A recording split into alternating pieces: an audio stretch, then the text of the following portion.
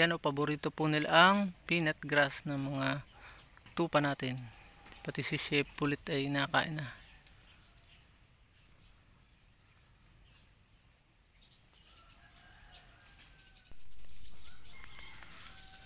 Kaya magandang buhay po sa lahat. Welcome back sa ating channel.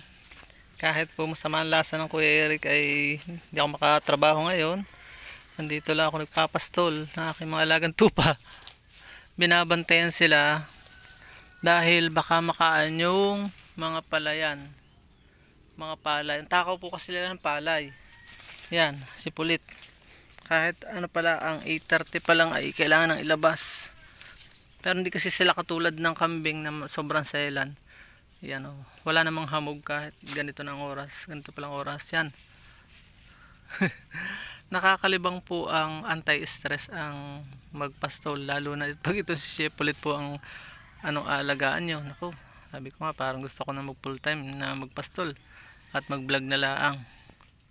Dahil talaga nakakalibang. Yun nga lang yung income ay hindi pa ganoon ka promising. Dahil bago pa. Pulit! Itong si Shepa ay akala ko ay hindi na magpapadede. Ay salamat sa Diyos at nagpadede uli. Bibilhan ko na sana ng gatas. Pero ito nakakatuwa naman ito si Pulit.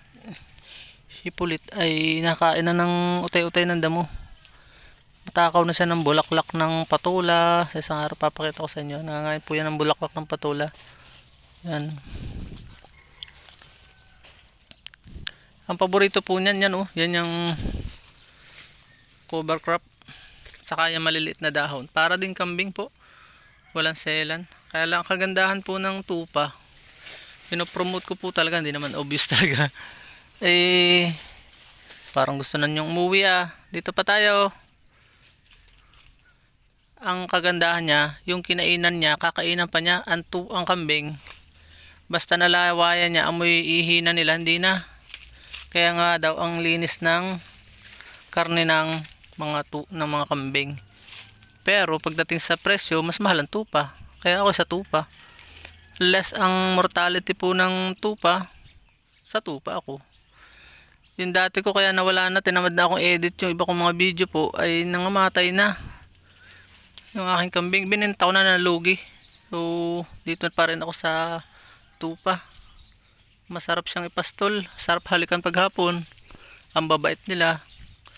Kambing minsan nanunuag. Ito ay napakabait talaga, napakasarap pastolin. Iwanan na tayo ni Shepa. Yon, kain. Ito yung kinakain niya, yan, cover crop. Pati as is kain eh, oh. Titingnan natin kung hindi. May panapanahan ding ayaw niya yung isang pagkain yan. Paborito niya talaga yung buto ng Gemelina. Yun, nandun na naman sila sa buto ng Gemelina. Yun o, kita nyo o, pati dahon ng yung yung Indian mango o, inutay o. Binabanatan niya. Si Shepo. Dahon po yan ng Gemelina, ng Indian mango. Gusto lang niya dito sa walang hamog. Pag umaga natambayan. At kailangan mo ilabas agad ng kanilang kulungan dahil mapalot, lilinisan mo yung kulungan nila. Ganun po ang pagpapastol ng pag-aalaga ng tupa. At pagka umaga, nangangain po yan ng ipa.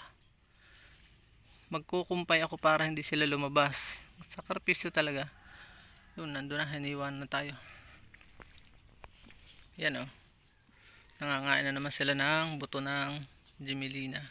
Yun lang po, hindi na natin pinapahaba ating mga video. Basta meron na tayong naiturong kaunti ay dahil naiinip yung iba. See you sa susunod nating mga discovery patungkol sa tupa. God bless you all, mabuhay. God bless the Philippines. See you in my next videos.